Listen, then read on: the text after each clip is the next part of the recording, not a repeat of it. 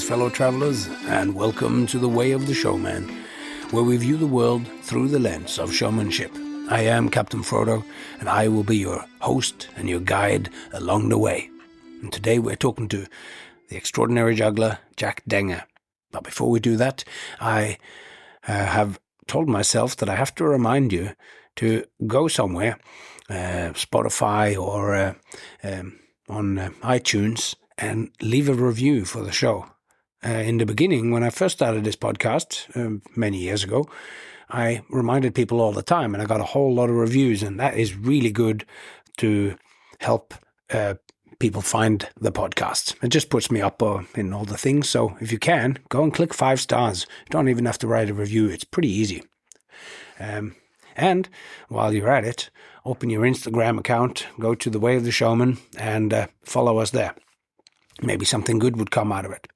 And if you still got love for the podcast, then tell a friend that the podcast exists. Tell them to check it out. And I would be very grateful, and maybe they will be too. So, it's to today's guest. Jack Denger is an extraordinary juggler, and as always, you know, I don't do the biggest introductions of people here. And I heard about this man as my friend Jay Gilligan contacted me and said he has a podcast episode called Redefining Progress, and it would be very worthwhile listening to. And I did. I went and listened to it, and I find it really interesting. The podcast is called Nice Catch with Jack Denger, and this episode is called Redefining Progress, Act Creation. I will post a link to it in the show notes, and if not, you can search for it in Spotify and you'll find it. And the interesting thing there was that here was a person who could very well articulate themselves about their desire to go beyond the tricks, which, as the faithful listener, maybe such as yourself, you will know that this is something that me and Jay have been pursuing, and that I am really interested in. So we started to go back and forth on WhatsApp. Jay made a little group on WhatsApp, and we asked questions and did a lot of back and forth. And at the time, I had just sort of discovered some sort of thing in a book that I was reading about music, and I did some ranting. Some of it, I think I might have ranted for 40 minutes on that group and just left basically a podcast episode, which now that I think of it, I should probably find that and retell it, tell it to you guys as well. But then as I was finishing the gig that I was on when this happened, and as I was driving home, Jack sent me the music to his act, and I also really liked that. It had spoken word on top of it, and I thought, this is really great. And we have, over the last year, been back and forth, and he'd made a first draft of his act and performed it and all that. And I found him to be really well-reflected and interesting man. And when I then saw the video of him juggling, I was blown away, because this man is an incredible juggler. So anyway, I think we've probably said enough, and I hope that you will like today's episode, which, when I was listening to it now, it's a little bit different. It's almost like we are actually jamming on this act that he did, and that he's been working on, and how to take it further. And we're talking about how to interact when you're doing juggling, and you're doing lots of really incredible technical juggling. How do you go beyond the tricks? How do you make them and how to interact with text and music? And so there's a lot of stuff here that is more closely related to the way that I communicate when I'm, if I'm actually jamming with someone on helping them with their act or coming up with ideas. So, I'm not sure if that was exactly where we sort of decided that we were going to be going before we started, but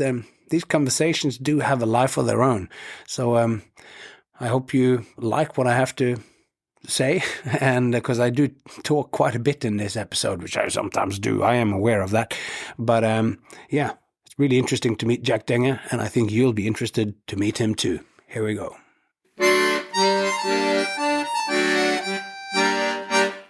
What's going on in your life?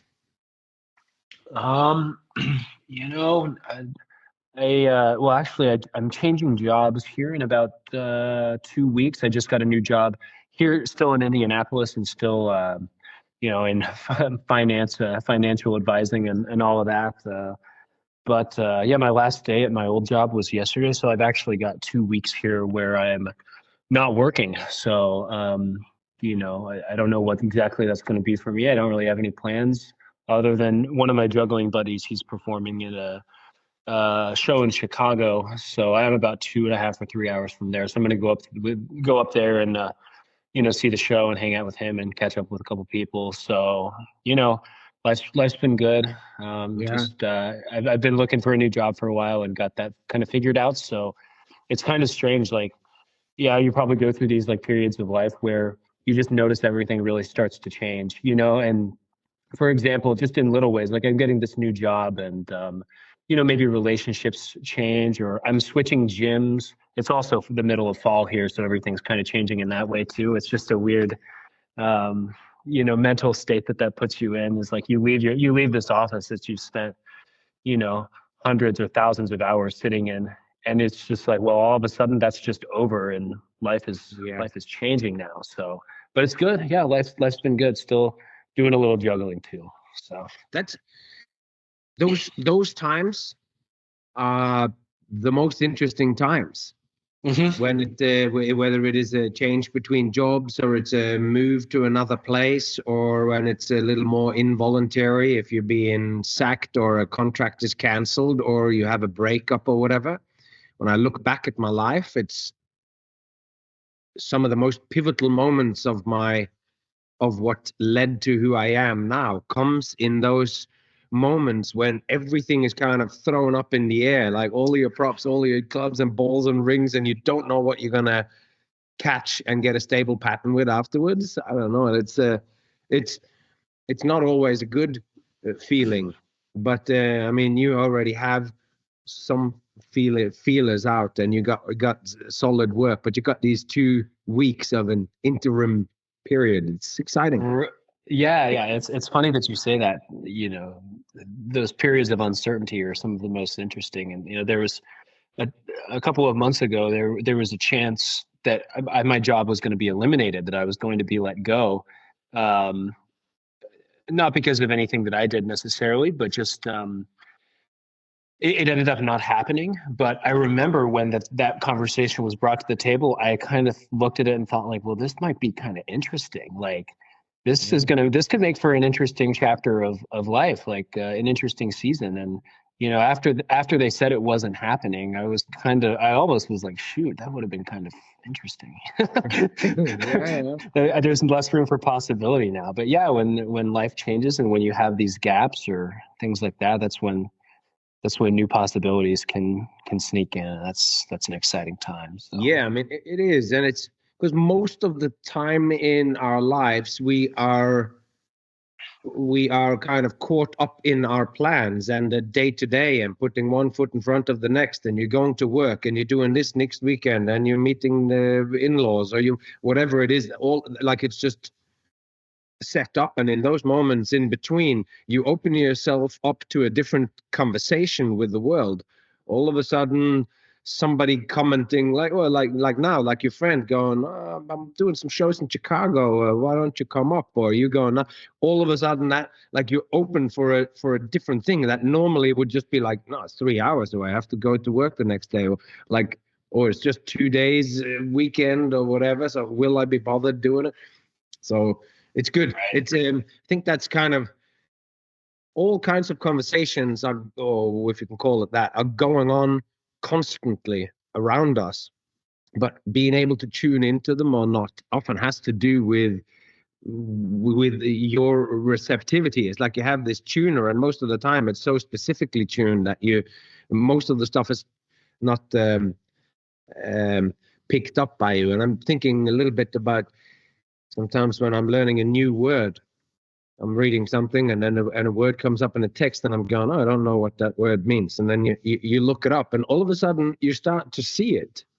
And you go, surely it can't just be that word just started being there because I've just learned it. it must have always been there, and now I'm noticing it or something. Right. Well, and yeah, I guess the key then is like how can we what are the things that open our receptivity? What things trigger that? What things sort of break you out of the routine of daily life? Things that you notice or things that open up your perspective, in some way. And if only I could attune myself better to those. Yeah. I mean, if we want to talk about being, creative and things like that, is like that's those moments where you open up your mind to new possibilities, whatever it is, right? Whether it's a new word or new music or something. Yeah. That's there's got to be some juice there.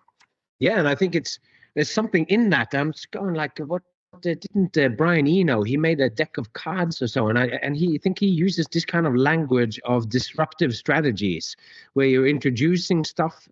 Could you call it noise? Like you're introducing chaos or random stochasticity into your process, and sort of disrupting. Because when you go into creating something, if you have too close of an idea, too narrow, too specific an idea when you go in, maybe you will make that. But again, if you're too focused on exactly what you want to do along the way, then it's almost like you're making the conversation too small, or like you're not as open as you are if you're going in. Yeah, I mean, I don't know if that makes sense. Yeah, well, there has to be room for something organic to emerge too, because we all have our ideas about what we want to do, in something we're creating or just in life. And of course, if we're creating some performance, we have total control over what that's going to be. In life, you don't have total control, but if you're making something new, you do. And that's it's important to leave room for that type of stuff. And this is almost getting into, well, the performance I created sort of this year, and what some of my intent was behind that, just on a personal level. We can sort of circle back to that, but there's got to be room for for things to change, and allowing just a little bit of breathing room is part of the process too. So Yeah. And I that was definitely like one of the impetuses for us to have this conversation is that you have, well, I became aware of you, got the heads up about your podcast, Nice Catch, from the end of last year, and you made an episode 2, that was called Redefining Progress, where I loved it from the title onwards, when it's like you're. So that's definitely what I want to dig into. But I thought maybe we'd talk a little bit about you, because apart from having listened to that, and then as you describe in another episode, like we had a back and forth where we talked a lot conceptually about what juggling is and whatever. It's like, I was thinking about it in hindsight, where you were basically dropped into this conversation that me and Jay were already kind of having. And I was at that time really digging into some stuff about how we process music when you listen to it, because I was going through this book about music. I heard there was a secret chord or whatever that book was called. Can't remember what the name of the author is off the top of my head. But anyway, that so we got heavily into the conceptual stuff, and I just recently listened to the episode where you talk about some of these reflections on the first act. So if you want to deepen this conversation to all the fellow travelers out there who are listening, then you can go and find your podcast. I'll make a link to it in the show notes so that you can find Nice Catch. And it's a real sort of fresh on the ground exploration of you being at a threshold, which is basically what we talked about now, of wanting to make something. But anyway, before we dig into all of that, let's like, what were the seminal kind of people or inspirations that got you into juggling? Yeah, that's a great question. So, really, as far as how I started juggling, I got a book for Christmas one year when I was 7. My mom got it for me, and the reason that she got that gift was because a few months before we had seen Cirque du Soleil, called La Nuba, and that was at Disney World. It's no longer running, but really, I think that sort of the early stages of my time juggling and learning to juggle were really caught up in Cirque du Soleil, um, from the plainly from the perspective of performance. It's kind of interesting to say that now because a lot of jugglers probably wouldn't see me necessarily as mainly a performing juggler. My skills are maybe more on the technical side, right? But yeah, that it was that first Cirque du Soleil show that we saw as a family, and there were no jugglers in the show, but of course there was flying trapeze and hand balancing or whatever, but I was just so, as a 7-year-old, just so caught up in the awe of course, what the performers were doing, the music, the theatrics, and that I was just hyped on that for months afterwards. And so that's what drew my mom to, see that juggling kit at the toy store or whatever and buy that for me. So that was where it all started. And I saved the kit for kind of a rainy day. And one day I was bored and my mom said, well, why don't you go look at some of the Christmas presents I got you? And pulled out that juggling kit, and I was, pretty hooked at that point. And it was, it was off to the races from there. That's great. I mean, often when you talk about magic or what we do, it's seeing other people perform or whatever. But it's interesting here that you got sucked into. I mean, Cirque du Soleil is an undeniable influence on the world. It's such a giant company, and back. I saw in 1996 we were doing street shows or whatever in was where we in Copenhagen. I can't remember. I think we were in Copenhagen, and then Cirque du Soleil's show Saltimbanco played in Belgium.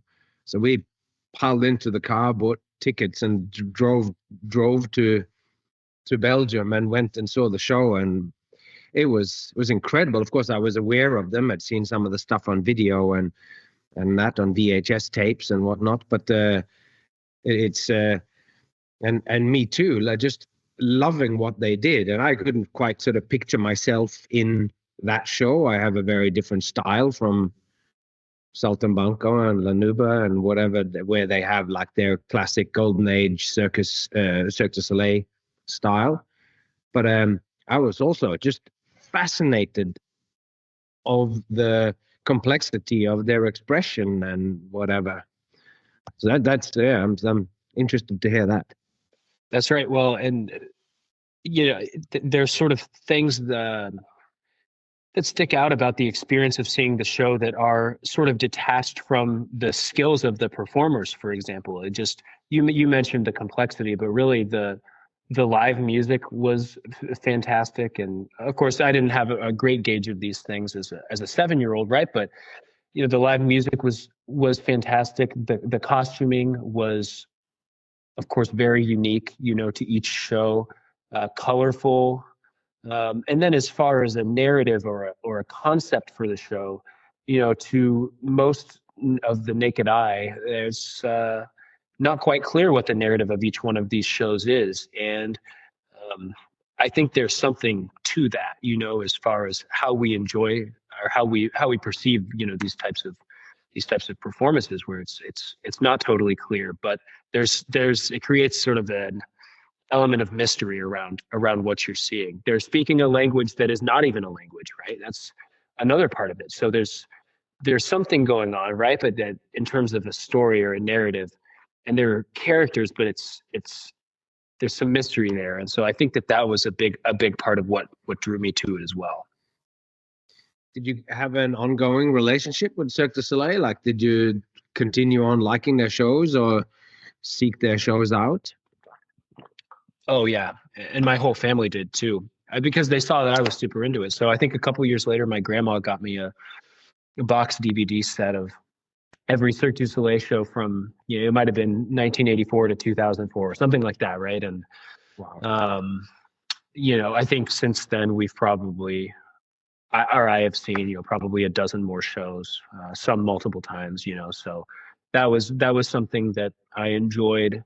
I continue to enjoy, but it was really deep into that. And then, at a certain point, maybe 2 or 3 years into me learning how to juggle and sort of being a juggler, juggling sort of took over as the main interest, and it was really about juggling itself and less about the performance or the context. And I became more fixated on becoming a better juggler. Yeah, I mean, it's I think that is a sort of a necessary part of the development of an artist too. It's like in the beginning, you need something an inciting incident or something that gets you into it, but then there is a time when you put your blinkers on and develop your skills or whatever that is, where you are developing what later on will be the reservoir that you will draw on when you're doing shows and whatever. I mean, I guess well, I was going to say that the main difference with me is that my focus was on doing shows. So it was on the performative element, but that's also not true. Like at this time when I saw Saltimbanco, I was 100% identifying as a juggler.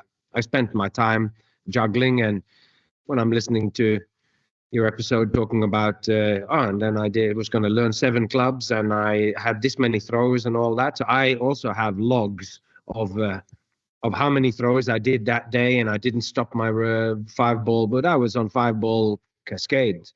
So, but I was logging the numbers, and my idea was, well, if I can do 2 minutes or above on a regular basis, then it means that when I'm doing my 5 balls in the show, and of course you aren't going to stand there and juggle for 2 minutes because it's totally boring or whatever, but it means that the level of skill that I will present in the show will be so easy that I will have a very low failure rate or whatever. So I was definitely into that then, and I think I've had that in several different directions with magic and the different things that I've along the way kind of identified and gotten passionate or obsessed about.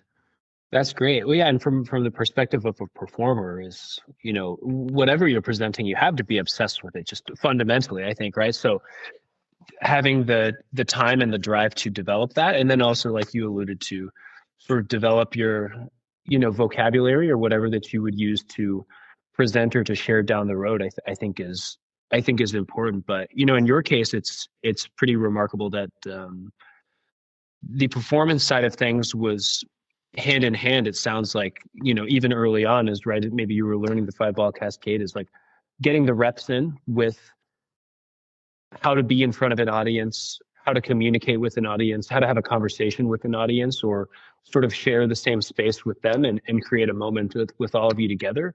That's a different skill set right there. And so I think it's, pretty great that you had both of those things kind of going at once. And for me, it was always really one-dimensional in the performance sense. It was more every year I'd do a couple of shows, for whatever, and my juggling had gotten a little better. So I had some new tricks that I could do in front of people. And as far as, for me, a 10-year-old boy, sort of trying to modify or sculpt the context for sharing the juggling, it was always, up until very recently, it was always, well, I've got more tricks, different tricks to show you this time, and I've got a new song that I like too, so I've got to include that, right? But that's a different skill set, right? Is how do we present these things in context? So. Yeah, I mean that's. It's interesting. I just recently actually shared that I was doing back in the day. That was a magic thing, and I was doing they do the linking rings as a magician. And I was doing a linking safety pin thing, and halfway through doing a demonstration at this magic circle gathering that I was with my dad, and halfway through doing all the tricks, one of the men who were there was like, "Oh yeah, so what are you thinking about for your presentation of this? What are you going to say?" And I'm like, just having this mini awakening, going like, "Oh man, I'm just showing you I can do this, I can do that." But that's also from this thing that, to me, in my mind, mastering these sleights and the moves involved in making it appear like magic when something else is going on. That was the extent of how I thought about it. And also when I was doing my juggling acts around that time as well, it was like my goal when I went to this circus course in Bristol in 1996 was come out of there and I wanted to have a club juggling act to music. And that was the end of the goal. And I wanted to have a ball juggling act to music. It's like to one piece of music or whatever. So it's kind of interesting how you start with these smaller kind of things, and where in my mind, because I was obsessed with the tricks, it was like, well, I'm going to do the open with these tricks here, and then I'm going to have the 5-ball cascade, and then I do the catch on the neck, and then that's like that's how far I thought, and that was what I delivered. But also that was what the audience then liked. I managed to sell those things because I was passionate about them or whatever. But it's interesting you have that same kind of feeling, and that I feel like that was when you were releasing your redefining progress, is to change the conversation that you're having with the audience. That's right. Well, and just from my perspective, what a gift that somebody asked you, well, how are you going to present the linking rings trick, right? Because we're getting really close to why I sort of reached back out and sent you a message on Instagram recently, right? Because you're having a conversation with Nick DeFat, right? And well, you were discussing, just generally speaking, the presentation of magic, and it sort of led me down this rabbit hole mentally of just thinking about magic. And I know very little about magic, right? It's like magic is something that it can be presented completely on its own. Like you said, you can just do the trick for somebody, and you can showcase the skill that's required to conceal whatever the real skill is, right? That's a skill on its own. You can just simply present this. But then, there are parts to that conversation that include, I'm trying to phrase this better. Presentation of magic can certainly be enhanced through spoken word, through storytelling, or through comedy. It can be enhanced. Its presentation can be enhanced or, sort of curated through music, or through comedy. There's so many different platforms that I think really lend themselves to presenting magic specifically. And it led me down this path of sort of comparing and contrasting magic with juggling, right? Because I've always been sort of puzzled by the presentation of juggling. And I guess sort of circling back, you mentioned I recently wanted to change my own conversation about how to present juggling, or what juggling can be to an audience. And a part of the starting point for that is what is at the essence of juggling. How can we zoom in on what juggling really is, and then we can expand everything from there. Because I went 20 years of building up my skills and sharing my skills, and recently found that wasn't enough for me to stay engaged anymore. It was just getting better at the juggling. There's value in doing that, but this is what sort of led me down the path. It's like, well, I want to present the vocabulary that I do have in a new way that is impactful, and that has depth to it beyond just the tricks. So I'm jumping around here, but I guess only because I'm sort of opening up the floor for the conversation that we started having by Instagram, and that led us to sort of and I think share a conversation. That's not also this is also at the core of my interest. And I'm like, I have this interdisciplinary approach where I have been talking to many people in many different subgenres of performing, which is how I came up with this the ideas that I have, or when I need to say something that is of value to somebody where I'm working in a show where someone is a singer and somebody is doing a funny juggling act and somebody is, and then to have the vocabulary to be able to say something to all of them. Like, how do you actually connect? Because you mentioned it already. There's like the two different, one is the technical skill that you have of developing a certain virtuosity, of which you are very far along. Because it was also interesting, we had this conversation the first time we connected, and I'm talking to you like any performer and that, and you have a musical background, so you have knowledge of music, and that was kind of how we spoke. But also then when I first time then saw you juggle, I was also going, holy shit, you're very, very good. It's at a skill level that I don't know, not that I was just amazed, like a layperson or whatever, because we had so much conversation, and then when I saw you, and we'd never spoken about what level you were on. So it also feels to me like people like you and Jay, when you have such a high skill level, you can be able to actually relate to your juggling like music. Because I think when I was doing juggling, I needed to have other modes of presentation, because to just do a flawless high skill act was not within the scope of what I could do or whatever. So I had other ways of relating to it. But yeah, we're talking about magic and we're talking about juggling, and then we'd been talking about music. And some of the key things with those three is that I think they are at different levels of abstraction. Like music is in some sense mentioned by many people who think about it as like the most kind of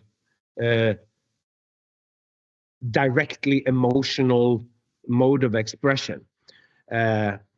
It's just there as, and if you're then thinking classical music first, or music with no words, it's just emotional resonance between you and sound. I listen to a lot of classical music, and I am so moved. I particularly like Baroque music, and I'm so moved by some of these pieces that are like they're religious or so. So they're speaking to a higher dimension of it, but they aren't speaking of anything. Like maybe the title has that in it, but you listen to it and it feels sacred or whatever.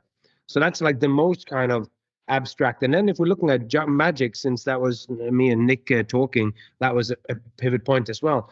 I think magic has more story in it than juggling. When you're doing one trick and you're doing another trick with juggling, then that is relatively abstract. Not quite maybe as abstract as music, because there's something else going on with the skills of it. Whilst when we're listening or watching a magic trick, the story might be, here is a ball, now the ball is gone, and it turned out it was now behind your ear or whatever. And there is a certain kind of beginning, middle, and end to magic that makes it more concrete, which I think is why within juggling there is like, well, with you and Jay, let's not say I don't know enough about juggling to make those statements, but these explorations of how to communicate your intent and how to use the juggling to communicate something else. I mean, that's as I see it. So to me, what we can talk about are these kind of levels of abstraction within the art, and then what can be communicated and how then to communicate that intent. Because maybe we should talk a little you talk a little bit about what you share in episode 3 on your podcast, but that's kind of what happened after we'd had a conversation, and then you're in that weird situation that me and Jay kind of has as a shorthand of that. It's like, okay, now we've done all the talking. All right, so curtain goes up, light comes on. What are you going to do? We've now had highfalutin ideas of how things are, and they're going, and And you, because your express goal is to go beyond the tricks and to make a deeper connection with the audience. So once we had all of this in mind, what was your approach? Like, how did you choose the music, and describe the music that you chose a little bit, or yeah. Sure. So, where should I start with all this? So, I guess the sort of my main goals of creating a new performance were, well, we touched on the first one. I wanted to find a new way to present juggling and challenge my own perspective on how I could present it, and use some creativity to do so. I also wanted to start building some type of process to do that, or a prototype of a process to do that. And then, finally, and I'm not saying that this is, necessarily the best goal, but for me, being creative is I wanted my intent to be clear through my final product. Whatever I was going to ultimately present, I wanted it to be clear to the audience what I was trying to do. And I think there's something to be said, by the way, for it not being totally clear sometimes too. So I don't want to say that clarity of intent is higher or lower than any other, value necessarily, but this is just sort of what I settled on. I wanted it to be clear. So, where I went from there was really looking for, music, frankly, or a soundtrack that I thought would lend some additional value to the juggling and an additional context to the juggling that could add depth to it in some way from the audience's perspective. And sort of circling back to the levels of abstraction behind juggling. Juggling is primarily visual, and the skill required to do it, the technique is very transparent to the audience, that it involves throwing and catching in patterns behind your back, whatever, right? So since the visual aspect is really table stakes, that's always going to be there, I chose not to look there for something that would maybe add some additional depth to the piece, so to speak. Typically in the past, I would have gone for some music that I just really liked. And in a sense, that's what I did in this case. I think for me, one of the other criteria that I used to go about the process was I have limitations and constraints just as a person. So, performing juggling is not my career. I don't have a ton of time to simply be creative and explore and also maintain my skill. Now, performers don't have a lot of time to do that too, because they've got to perform. This is life. But the other limitation was, is by sort of a lack of experience on this side of things. And so,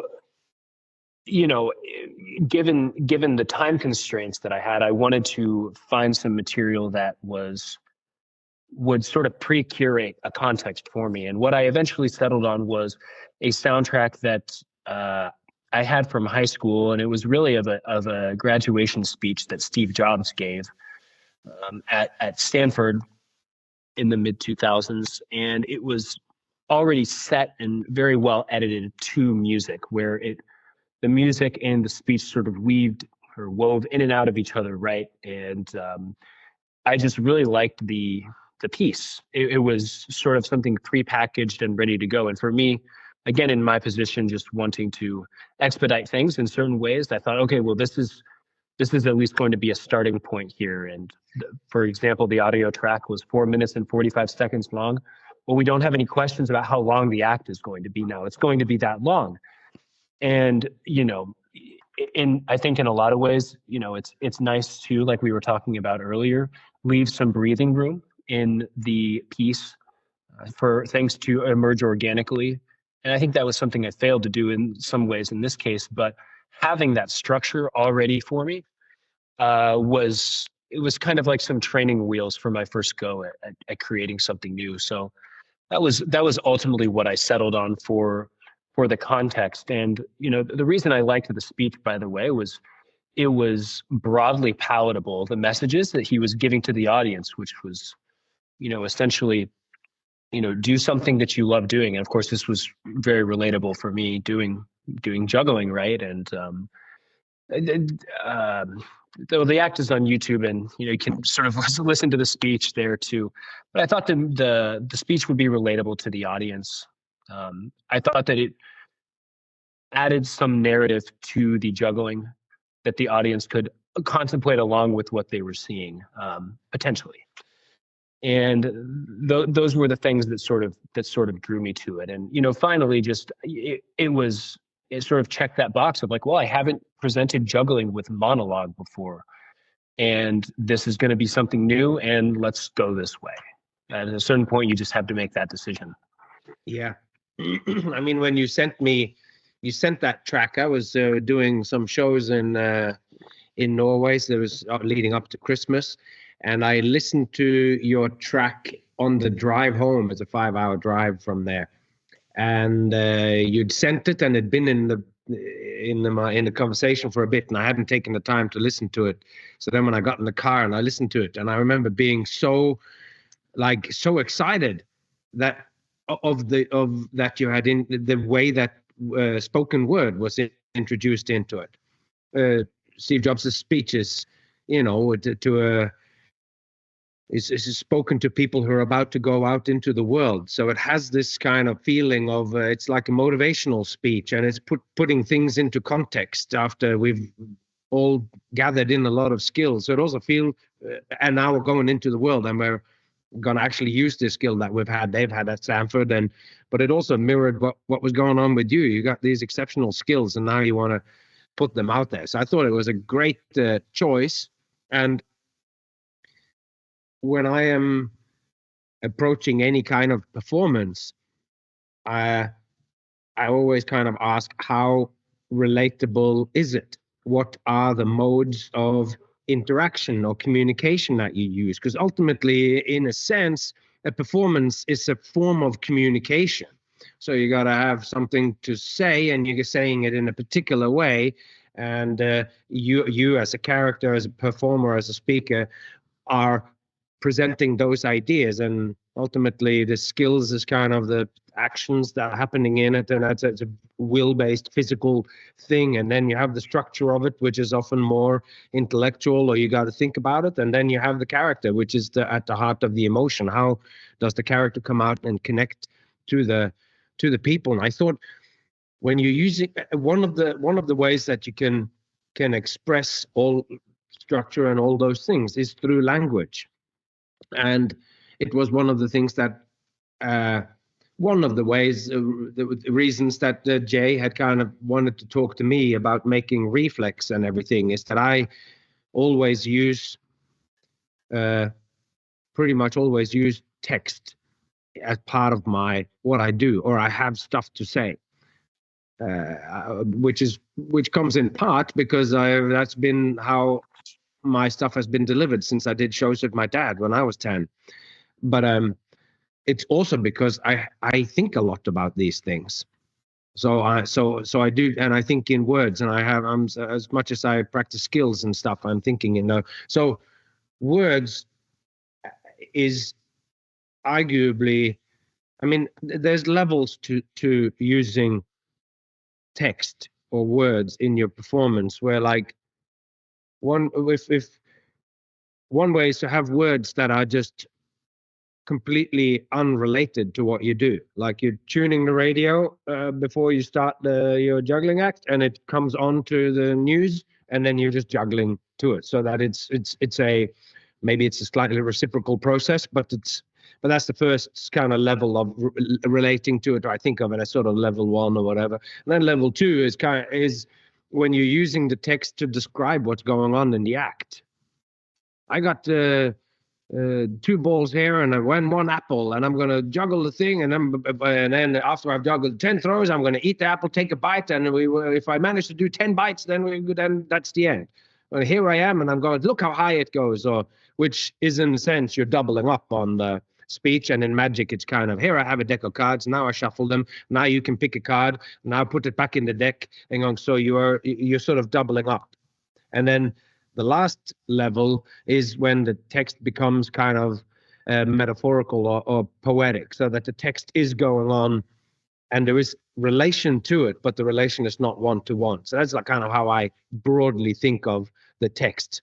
So, and that has also then to like, yeah, so in that level, when you made your sort of first draft of your act, because the text talks about finding what you love, and it's got all this kind of great practical advice also. Do you feel like it's good advice for life? How did you, what was your interaction, and how did you how did you interact with the text, and how much of it you tried to visualize through action and all through through the actual tricks? Sure. Yeah, that's a great question. So, I think I tried to. So the audio, it sort of cycles through sections of speech and then music, and then speech and then music, and then it weaves them together at certain times. And so, I think for every section of speech, I just took it upon myself to find the best way to relate to it. If that was in a very direct way, for example, the speech starts and it says, "Today I want to share 3 stories from my life," right? And so at that point, the way that it sort of the final draft, there were 3 balls in a row, and as he introduced each one of these stories that he was going to tell, I picked up each one off of the ground, and then the speech or the audio sort of edited all 3 stories together where he was talking over himself. And that was when I really started to juggle. And then that whole moment sort of culminated in the speech ending, or the introduction ending, and the body of the speech starting, right? And so I just tried to shape the juggling and the movement this way, right? So that the punctuation was clear, and so that the juggling clearly related, or maybe not clearly related, but it related in some way to what was going on in the speech, and so but that looked like different things at different points throughout the act. I mean, there was one thing that he says is, it was easier to connect the dots looking backward than looking forward. And so, there was a sort of a juggling trick that I like, that I thought, well, that would be perfect, because I turned this way and that way at the exact same time, at the same time that he says that. And a little later on, the speech takes on a different tone. He starts to talk about, why it's important to remember death, and the music becomes frantic. And so I thought, well, this is where the tempo of the juggling and the rhythm of the juggling needs to pick up to match. So then it was more of a musical play, right? And it had, although the speech was related to the music, then I was relating to the music. And so I, tried to just find opportunities that made sense for everything to,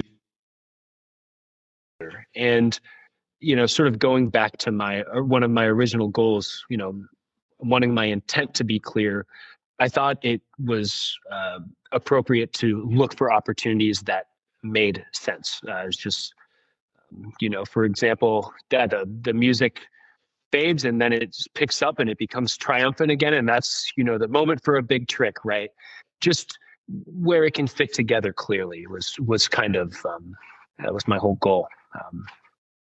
Yeah, it's, and how, from the first presentation of the act, like when you were just doing your initial work or whatever on it, what was your first reactions from when you showed it to people? Because that's such a huge, for me it is, it's like you do your first presentation of something, and performance is something which only fully exists when there's an audience watching it. Until you actually do it, any links between what's going on in the music and text and what you are doing can be super clear in your mind. And then when someone else watches it, it's not clear. I'm doing a lot of writing at the moment, and Jay is helping me edit my book. And sometimes I have written something and I've gone over it many times and I'm going, all right, this is great. And then I send it to him.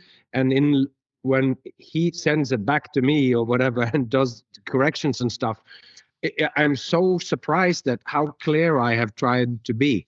Because you were talking earlier about kind of that that when you're developing something, or you want to leave some room for it to be for audience to relate to it or whatever. But then I'm thinking, with juggling, if you try to be as direct and concrete as you absolutely possibly can, it's still going to be abstract. It's like, so that it has that element kind of built into it. But yeah, what was your kind of journey from your first attempt at doing it and then onwards?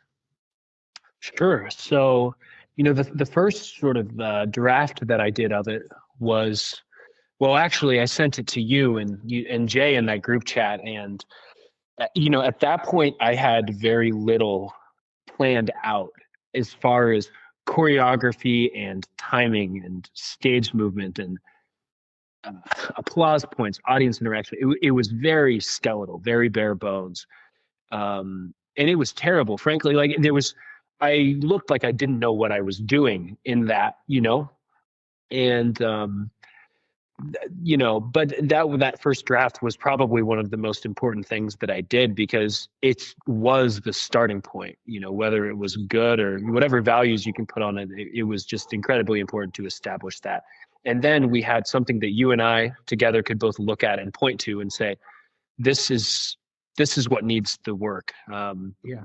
And one of your sort of observations, Proto, that you made and was incredibly helpful was, we have these moments of speech, spoken word. We have these moments of speech, and then we have these musical moments, these interludes, and we want to find ways to make the speech more alive, because that's the thing here. That's what makes your performance distinct, aside from the juggling, of course, like the skills, whatever. But conceptually, the speech is what we want to bring to life. And Jack, I want you to focus in on what you're doing when he's talking and how you're relating to it.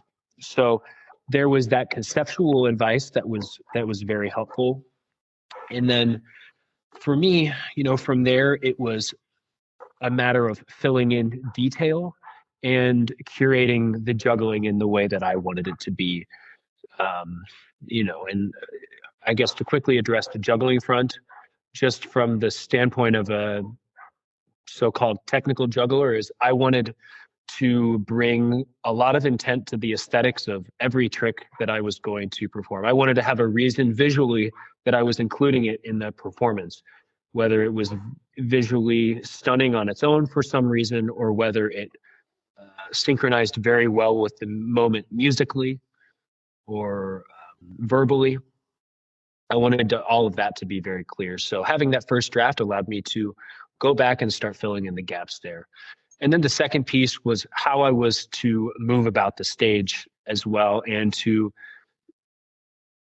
sort of populate the venue I was performing in. I think for me, just one of my values is, if you're given a stage that is, 50 feet wide by 24 feet deep, one of my goals just implicitly is to use up as much of that space as possible, because the audience is taking up quite a bit of space too. So I wanted to fill in all of the details with the choreography, what I was doing with my body and how I was moving around the stage, and ultimately find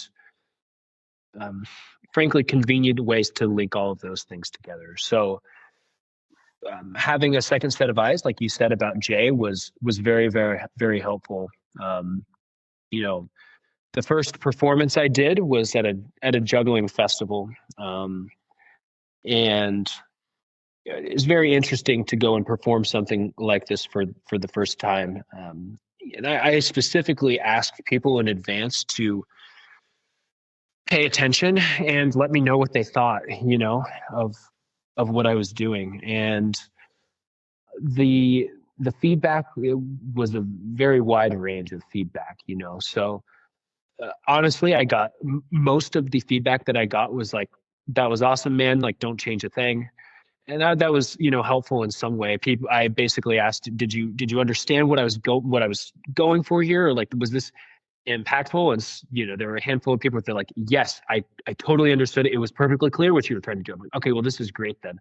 Not to say that I'm not going to make some changes here, but I'm on the right track, right? And then, I had some folks that had different ideas. And I think one of the best sort of critiques that I got was that between the speech and the music and the juggling, there was too much going on to take in every detail, right?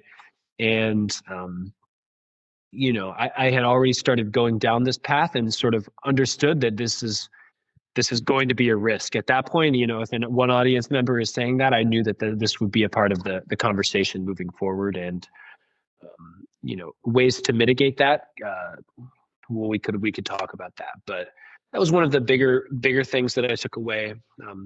The other, another piece of feedback that I got in a couple of different forms was people thought that I could theatrically provide some additional context to the speech. And it could be done comedically or it could be done seriously, right? So, for example, somebody suggested that I dress up as a corporate speaker, and that I'm actually coming to give this sort of motivational speech to some, random company or whatever. And I could, have a costume that's maybe a little bit hokey and really exaggerates that character, right? So I thought that was a funny idea, but it wasn't close enough to the core of what I wanted to express as a person. It just wasn't a goal of mine to be funny with this. It wasn't a goal to be you don't have to be so serious, but that wasn't what I was going for. And then another piece that I added on as a result of that feedback was in my final version, I put a microphone on the stage. And at the beginning of the act, I sort of go up to the microphone as if I'm about to share all of this. And as soon as Steve Jobs starts to talk, I pull away from the microphone and I go do my thing. And it kind of at least tees up that, like, look, what the speaker here is sharing with you, this is coming from me as well. Like, I want to share these thoughts with you. And that was a more or less abstract way visually to establish the premise. Those were some of the big things, right? It was the choreography, it was linking it all together, and then filling in every single detail. I think one of the things for me as a performer that I had always failed to do was to orchestrate every detail of how I was about to move everywhere on the stage, when every trick was going to start and end. And those were the tweaks that I made in the months following that first performance. Yeah, that's great. And it feels, when you're describing it, it's the fact that the majority of, this is whenever I do a show as well, when working with Cirque du Soleil here with Matt Apple in Las Vegas. And it's part of the people who do the comedy and whatever. We go out and do meet and greet. That's part of the job. So straight after the show, we go out and take pictures. And of course, it's like the majority of people just go, that was awesome. That was great. And they're sharing their overall experience that they just had a great time. And you want the bell curve of comments to kind of be those people who just didn't think about it any deeper or whatever, who just goes, that's awesome. And they were getting stuff out of in your case, they're getting stuff out of the words, but they're getting the vibe, and they're getting the vibe out of the juggling, and they see a few little connections or whatever, which to me is just the exact thing you want. It means you're on the right track. There is value to be found here. And because what people seek from a performance, and of course, when we're working within the arts that we are, like the circus arts or whatever you want to call those, or juggling kind of magic and all those sort of, people are, in most shows, people are primarily there to have fun. They're going out to have a good time. And when we're working, doing an event or whatever, you are there to add something to it. So that's the general response. I think that's really great. But also, it is also great that some people say there's so much going on. So those people who are sitting there maybe they've been forewarned, and that's like part of it. Like, do you, like, in terms of how do you prepare people? Because you said you'd asked people beforehand to pay attention, but having seen the videos and stuff, I am assuming that you did that in person before the show started, because you don't come onto the stage and make any kind of like, because that would be, once the microphone is there, and you could potentially go out and say something about this. Because to me, like, the context of the performing is a little bit like when abstract art, certain people who paint abstract paintings don't even give them names. They go like work 25 or whatever, untitled 32. And then you're left completely where the artist just goes, I made this, you deal with it, in a sense. And the more you can frame those things, and it can come through the name of the thing, and yours is concrete once it starts or whatever. But every time you watch a show, you have to kind of, or watch an act, you have to work out how to relate to it. And most of the time, we just relate to juggling by looking at it. And most of the time, skill is an important part of it.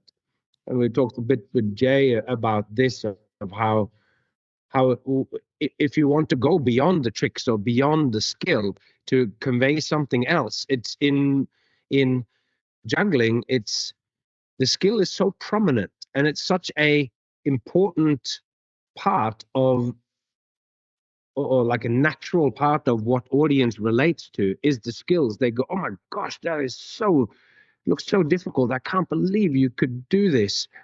Which is something that we don't immediately have with music, where we don't immediately go, oh, it's amazing that you could play so fast between the seventh and the ninth or whatever. Like, we don't think of it. You just express the music.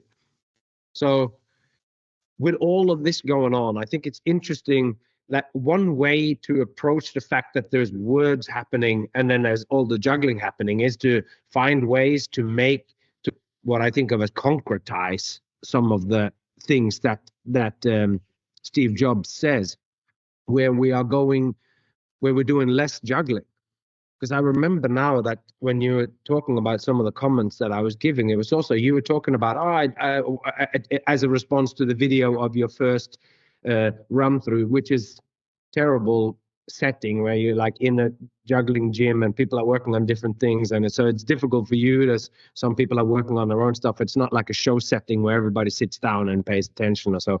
But that you were saying, I didn't, it's like there's these bits in between where I'm not doing anything, and it's like it's just dead space. And I was like, this is actually that space that's there in between. It's kind of like, that's the living space where there's the biggest potential for you to reach out and connect to the audience. Or so, where if you were to tone down the feeling that many things are happening at the same time, it could focus on acting out, if that makes any sense, like the words, where you're literally kind of reflecting the words sort of specifically, because in that moment we will have the feeling like less is going on, slash the words, music, and action starts to sync up. So you remove one level of abstraction or so on. I can't remember the exact things I said or what we talked about, but because he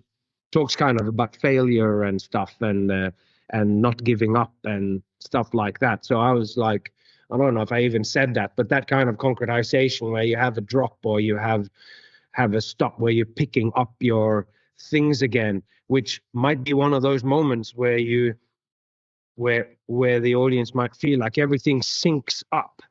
As in pieces that I do, where I'm doing a speech about about reality and magic, and I'm doing magic tricks at the same time, doing rope tricks.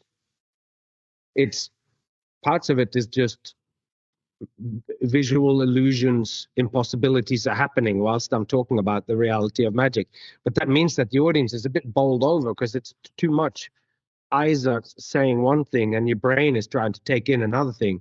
But then when there are sections when I'm I'm doing a kind of explanation of something, and it's like right here now, I'm doing this and I'm tying these ropes together, and that section where I'm all of a sudden using then level 2 word interaction, where what I'm doing, that all of a sudden brings it in, and it makes them also listen to the text differently, because they now go, oh, there is all of a sudden there's 100% relation between words and text, and those things can mediate the feeling of them being unable to take in the two different levels. All right, folks, that's all we had time for today, and we have a whole nother episode exploring the ins and outs of creation of acts, of trying to find ways to get more content, more material, more ideas, more emotion into our acts. We'll pick that up again in the next exciting episode of The Way of the Showman. And that's all I have to say for today, so until next time, take care of yourself and those you love, and I hope to see you along the way.